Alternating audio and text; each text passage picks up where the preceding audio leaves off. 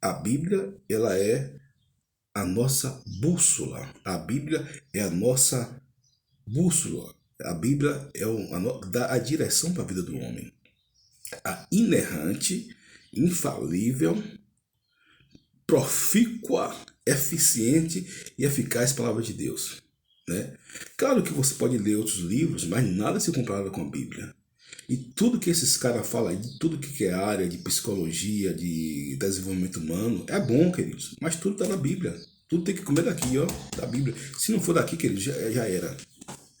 Tudo tem que vir da Bíblia. Se não for da Bíblia, já era. Pois bem, então o salmista, querido, ele quase se desviou. Então, quando uma pessoa, né, ela está olhando para o homem, ela para de olhar para Deus. Por isso que tem um ditado que diz o seguinte: pessoas medíocres falam de pessoas. Pessoas medianas falam de circunstâncias. E pessoas extraordinárias falam de ideias. Pessoa medíocre falam de pessoas. Pessoas medianas falam de circunstância. E pessoas sublimes, extraordinárias, falam de ideias. Né? É aquela filosofia que eu vi de um livro de Paulo Vieira que diz o seguinte: se você for criticar, cale-se. Se for reclamar, dê sugestão. Se for buscar culpado, busque solução. Se for fazer de vítima, faça de vencedor. Se for justificar seus erros, aprenda com eles. Se for julgar alguém, julgue a atitude dessa pessoa e a si mesmo, primeiramente. E tudo começa com você, para depois você ir para os outros, né? Para depois ir para os outros. Mas o tolo não. O tolo, ele aponta o dedo para o outro e 3 dedos apontando para ele e um apontando para Deus. Mas, pois bem, o salmista ele quase se desviou. Por que ele sabe quase se desviou? Porque ele começou a olhar, deixou de olhar para Deus para olhar para o homem. Deixou de olhar para as maravilhas de Deus para olhar para o seu próximo. É como alguém já dizia: a grama do vizinho sempre é mais verde para a cabeça dos tolos. É por isso que você vai ver que a questão do ciúme e da inveja. O camarada tem tudo. O camarada tem. Às vezes o cara vou dar 2 exemplos, um secular e dentro da igreja. O cara é o Bill Gates, o cara é o Carlos Musk, né? O cara é o Hindenburg aí da Facebook, né? O cara é o Carlos Slim, né? O cara ele tem tudo, mas o que é que ocorre? Ele tem inveja do porteiro da sua empresa que está lá na Conchichina, que está lá na China. Ele tem inveja. Por quê? Porque é um estado de espírito. Ele tem inveja, ele tem soberba, é um estado de espírito. Né? Mas pastor, isso não pode ser, mas tem isso muito, queridos, porque a inveja, né, ela não é provocada por aquilo que você tem, mas por aquilo que você é.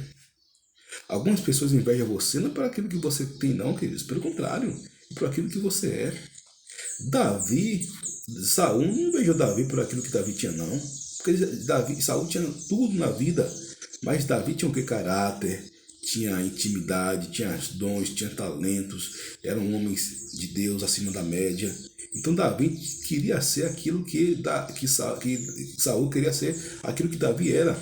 Mas ele poderia ser, queridos, que, como diz a filosofia, o sol está para todos, o sol nasce para todos.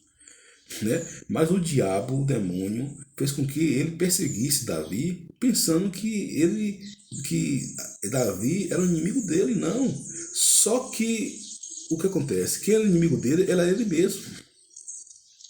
Quem era inimigo de Saul era Saul mesmo. Pelo contrário, Davi foi o maior amigo de Saul. Né? Davi foi o maior amigo. Se você for olhar entre linhas, né? Davi foi o homem que mais preservou Saul, dentre tantos daqueles que estavam ao seu lado, bajulando, né?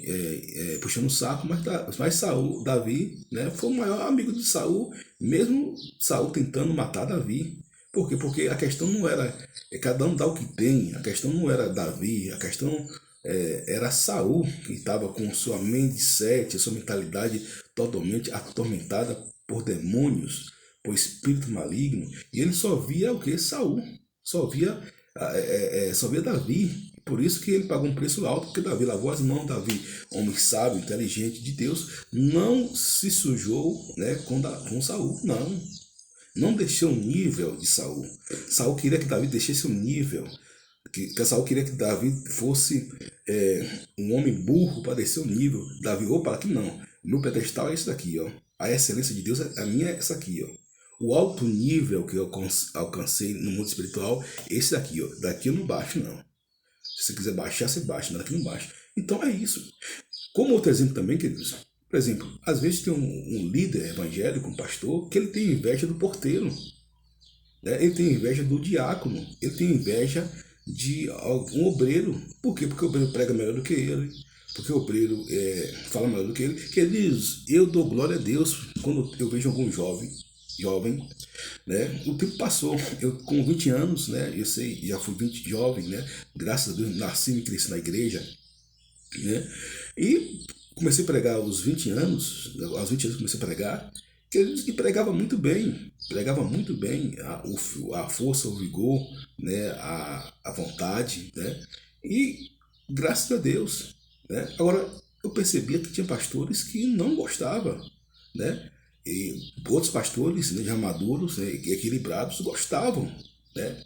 Então eu estou agora com 42 anos, né? Por exemplo, se aparecer um jovem, não é que eu vou disciplinar a matéria, não é que eu vou orientá-lo, tem que orientar sim, né? Tenho que, como faço com muitos jovens que Deus coloca nas minhas mãos, né? Alguns jovens que pedem conselho, alguns que eu tenho algum contato e queira ouvir, porque eu não falo para ninguém que não queira ouvir, queridos. Nem Jesus, nem o Espírito Santo faz isso. Não, senhor. Eis que eu estou à porta e bato, se alguém ouvir a minha voz, entrarei na sua casa, cearei com ele e ele comigo. Então, até Jesus é democrático. Até Jesus é democrático. Jesus não vai forçar o coração de ninguém para me ouça. Não, de jeito nenhum. Vai ouvir se quiser. Muito bem. Então, queridos, veja bem. Quando eu vejo alguém que prega melhor do que eu, né? Que eu falo melhor do que eu, que canta melhor do que eu, né? Que eu dou glória a Deus. Eu dou glória a Deus. Eu fico feliz, né? Você peca em honrar uma pessoa? Não, de jeito nenhum, não, né? Mas tem gente que não gosta. Tem gente que não gosta. Tem pastores que não gostam. Às vezes começa a ver um menino lá porque o tempo passa, queridos. O tempo passou para mim, que eu era um jovem, uma criança. Hoje eu já estou com 42 anos de idade. Então, por exemplo, o pastor está na igreja. Aí vê o filho da irmã fulana tal, ele apresenta na igreja, glória a Deus, aleluia. O menino começa a se interessar e o menino começa a crescer. Vai crescendo, buscando a Deus, né? Então a vida ele é para ele dar muito graças a Deus, como diz um pastor amigo meu. Então o que ocorre? O menino começa a crescer, começa a evoluir, né? E começa a se tornar uma pessoa expoente. O que o pastor faz? O pastor jamais maduro, equilibrado, começa a ficar com raiva do menino. Começa a ter a apatia do menino, entra o espírito de Saul. Porque Saul, queridos, foi crente no início. Foi crente. E o pastor tem que fazer? Não, glória a Deus, vamos trabalhar juntos, vamos trabalhar unidos. Porque, queridos, maturidade não tem a ver com idade, não, de jeito nenhum. Você percebe que Saul era uma criança. Saul agia imaturamente como uma criança, como um menino, emocionalmente fraco, emocionalmente um tolo. E Davi não, um jovem equilibrado. Um jovem equilibrado, né? É tanto que por duas vezes Abner e Joabe, né, falou, vamos matar Saul agora, que Deus tinha entregado Saul das mãos de Davi. Davi, opa, não, isso aí não, isso é quebra de princípios e valores, né? Quem sou eu para levantar a mão contra o ungido de Deus? Autoridade. Quem sou eu para levantar a mão contra o ungido de Deus? Deixa ele lá. Deus vai tratar com ele. Deus vai tratar com ele. Deus vai fazer justiça, né? Eu não quero vingança. Vingança é sentimentos pérfidos, sórdidos da carne, diabólico, satânico, luciférico. Vingança.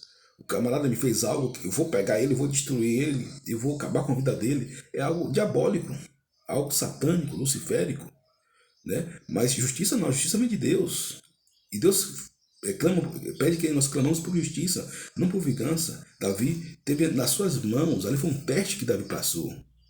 Davi, com um piscar de olhos, querido, com um piscar de olhos, Davi era um gigante na luta, né, com gigantes, homens terríveis, vivos, que diresse com Saul dormindo, e Saul era um covarde.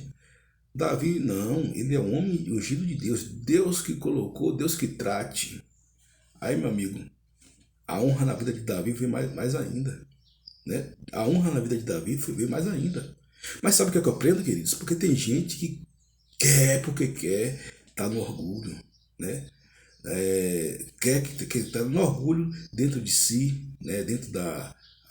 Trate com orgulho, queridos. Trate com sua prepotência, com sua arrogância. É feio um homem orgulhoso, é feio um homem prepotente, soberbo, altivo, né?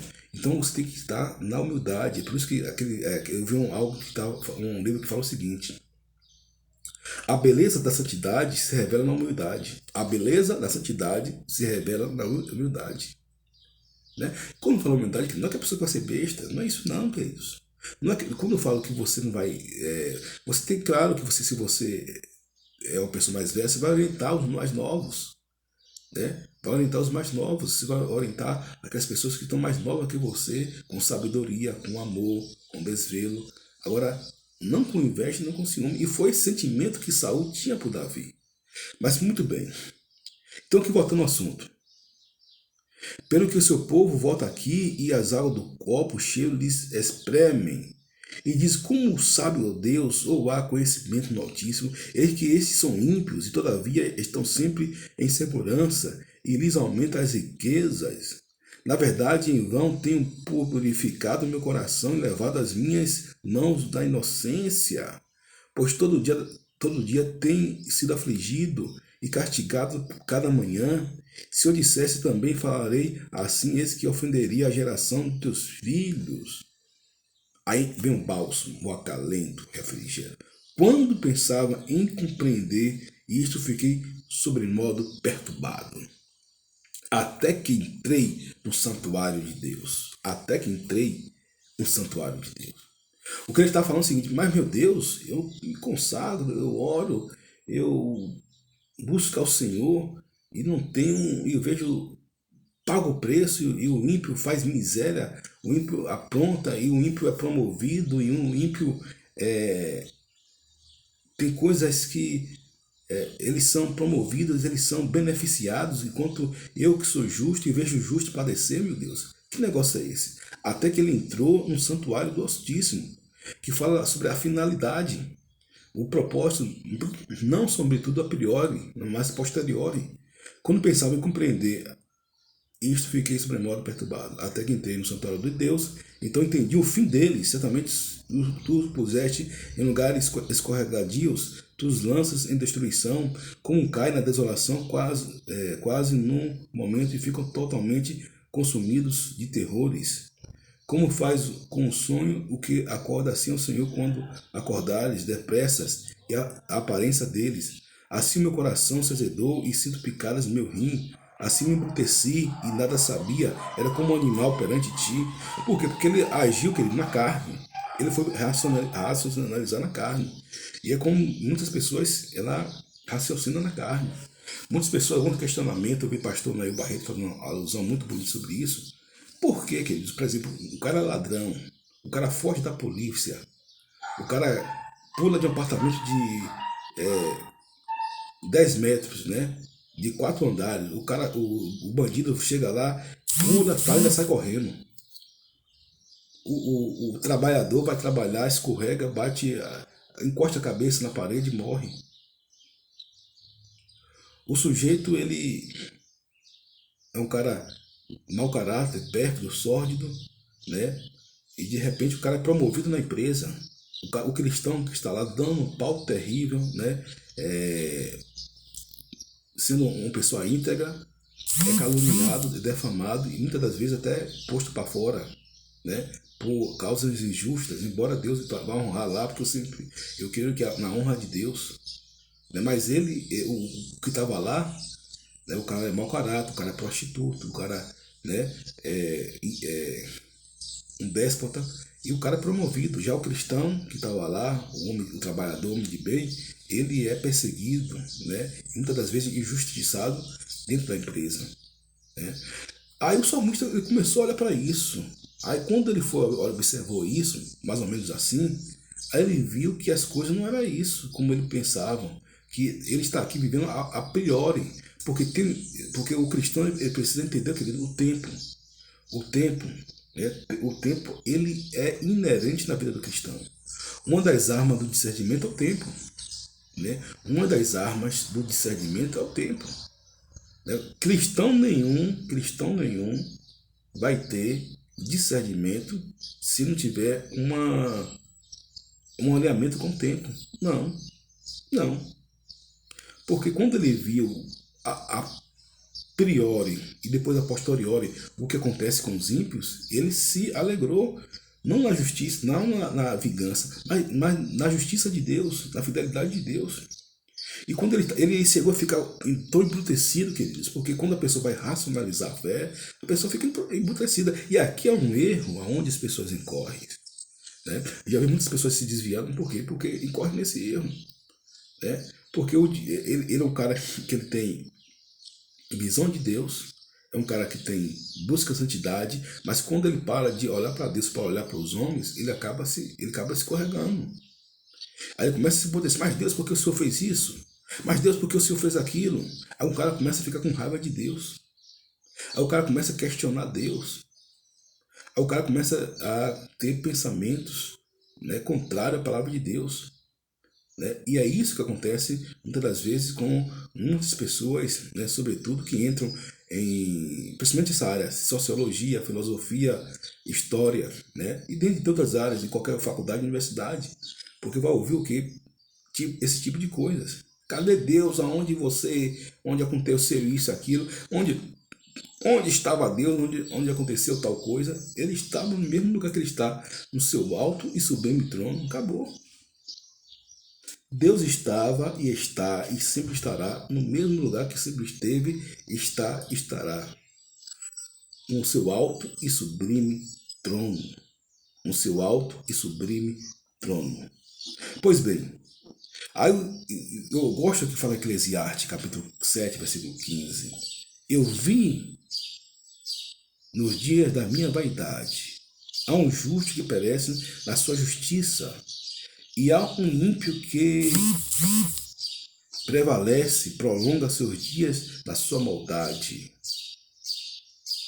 Ele viu algo, então ele ficou, meu Deus do céu, ele teve essa dicotomia, ele teve esse discernimento. Poxa, o cara é ímpio, né? O cara é ímpio, mas ele está sendo prolongado a vida dele. O cara é justo, mas a vida dele foi abreviada. Mas isso não significa nada, queridos. Isso não significa nada. O fato de um ímpio viver 110 anos, 112, 14 anos, né, não tem nada a ver com a questão da sua fé, né, não tem nada a ver com a questão da sua salvação, né, pelo contrário, né, na sua justiça, e há um ímpio que prolonga seus dias na sua maldade. Então, o que a pessoa precisa compreender é a posteriori, né, o preço, a medalha, o galardão e a sua vida com tudo e obedecer a Deus. É você obedecer a Deus, né? Aí ele fala que mais: não sejais demasiadamente justo, nem desamadamente justo, nem desamadamente sábio, porque te destruirás a ti mesmo.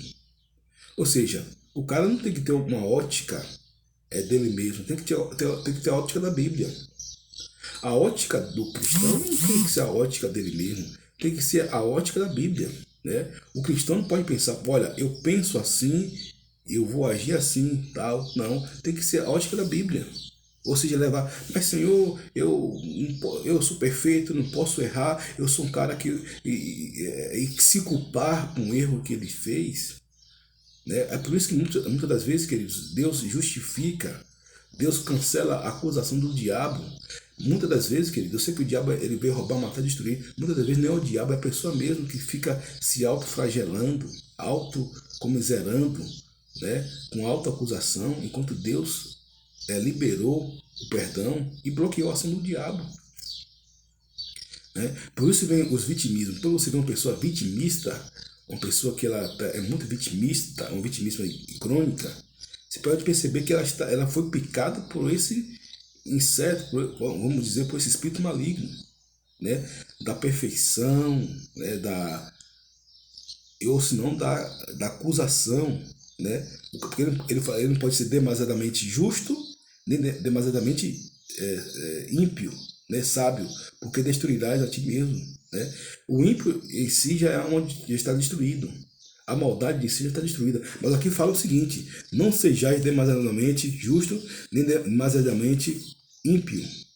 Não sejais demasiadamente justo, nem demasiadamente ímpio, né? O sábio, nem justo, nem sábio, porque para você não ficar com justiça própria, falei aqui, a justiça própria, você está no pedestral aonde não é o seu. A questão da justiça pertence a Deus, né? E você cobrar menos de você, queridos. Claro que você tem que ter uma vida correta, coerente diante de Deus, né? Mas o perfeccionismo também não é algo que é muito salutar. Você precisa ser aquilo que Deus quer que você seja, né? E não seja demasiadamente ímpio, nem seja tolo, porque morrereis fora do tempo. Aí fala sobre o ímpio, o justo, ele vai destruir a si mesmo. Ele vai destruir a si mesmo. Ele vai destruir seus sonhos, ele vai destruir a sua carreira, ele vai destruir os seus projetos, ele vai destruir o momento que ele tem com sua família, o momento que ele tem com seus amigos, queridos, o momento que ele tem com ele mesmo, né? E não seja demasiadamente ímpio, nem seja tolo, porque morrereis fora do tempo. É o que acontece com muitas pessoas, muitos jovens têm morrido antes do tempo, queridos, por ser demasiadamente tolo, ímpio, imprudente, insensato, né? E acaba destruindo de forma total, crônica a si mesmo, né? Então, aproveite, queridos, as coisas mínimas da vida. Aproveite as coisas boas da vida de forma simples. Às vezes o camarada, pastor, quero juntar dinheiro para ir para Dubai, passar uma férias lá em Dubai. Eu quero juntar dinheiro para ir para Santa Catarina, Balneário Camboriú.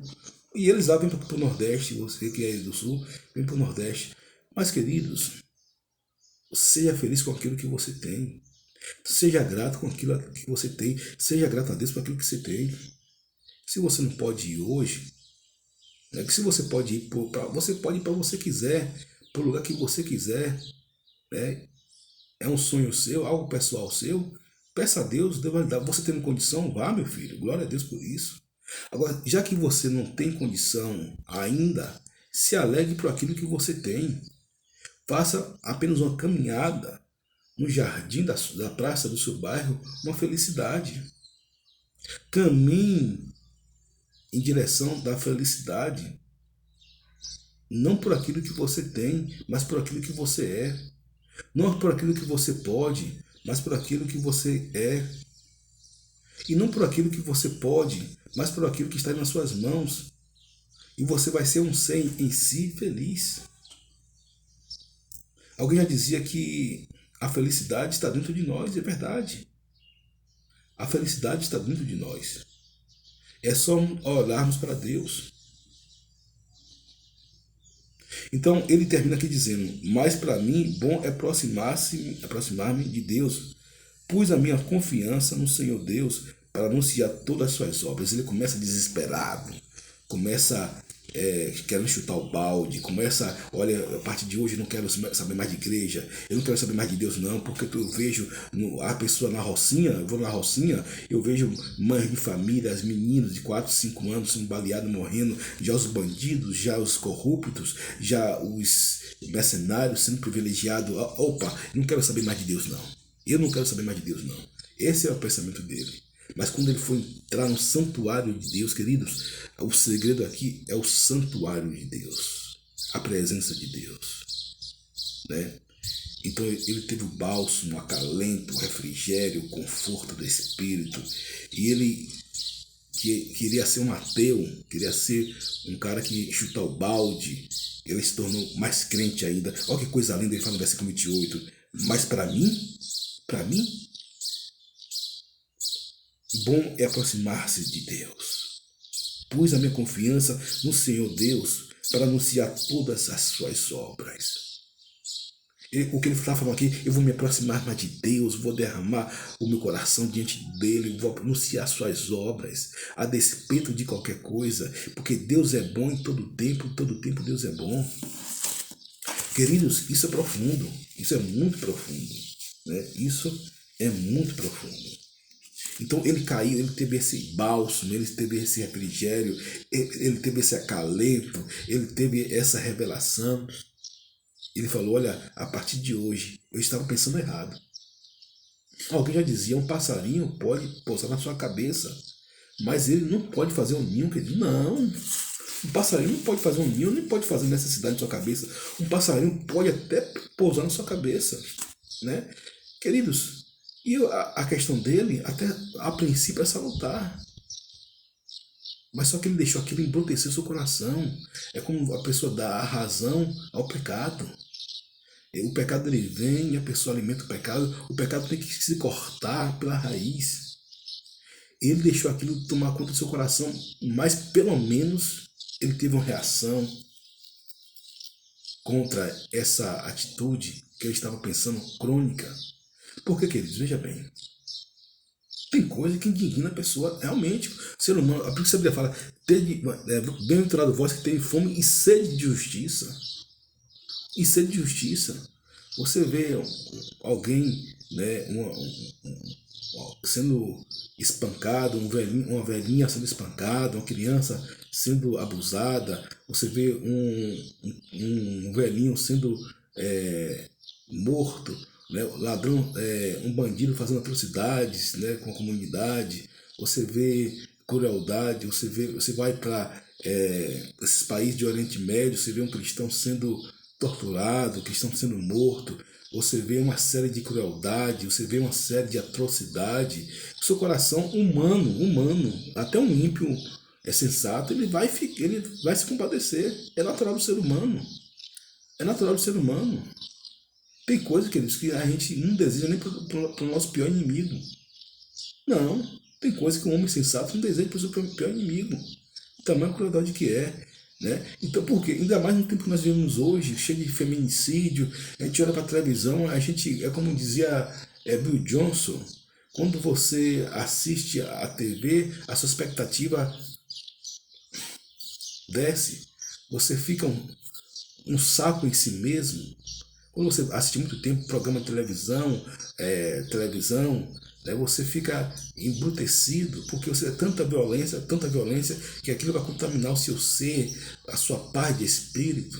Por mais que você tenha uma grégora boa, né? É por isso que você tem que se alimentar com a palavra de Deus. Não digo que você vai ouvir noticiário, que você tem que ouvir. Agora, tem um certo limite. Tem gente que assiste Jornal da Globo, do SBT, da Band, da Record, da Rede TV. O cara fica um caco. Então, queridos, o que o salmista está falando é isso. É a gente estar baseado na palavra de Deus, escondendo a tua palavra no meu coração para não pecar contra ti. E você ter esse acalento, esse refrigério, esse bálsamo do Espírito Santo, sempre olhando para Jesus, autor e consumador da nossa fé. O apóstolo Paulo fala isso, olhar para Jesus, né? Tem um texto também, até acho que é Hebreus, olhando para Jesus, autor e consumador da nossa fé. Não estava aqui no script, mas nós vamos falar aqui, olhando para Jesus, que é o autor e consumador da nossa fé, queridos. Hebreus 12. Porque, queridos, o que importa é isso. O que importa é nós servirmos a Deus em espírito e verdade, né? O salmista ele foi sincero, ele falou, eu vou chutar o balde. Olhando para Jesus, autor e consumador da fé, a qual pelo gozo que lhe estava proposto, suportou a cruz e desprezando a afronta, assentou-se à destra do trono de Deus. Olhando para Jesus, autor e consumador da nossa fé, o qual pelo gozo que lhe estava proposto, suportou a cruz desprezando a afronta, assentou-se à destra do trono de Deus.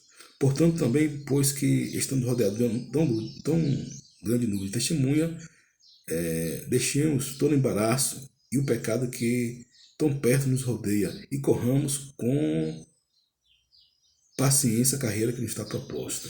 Então é isso, querido.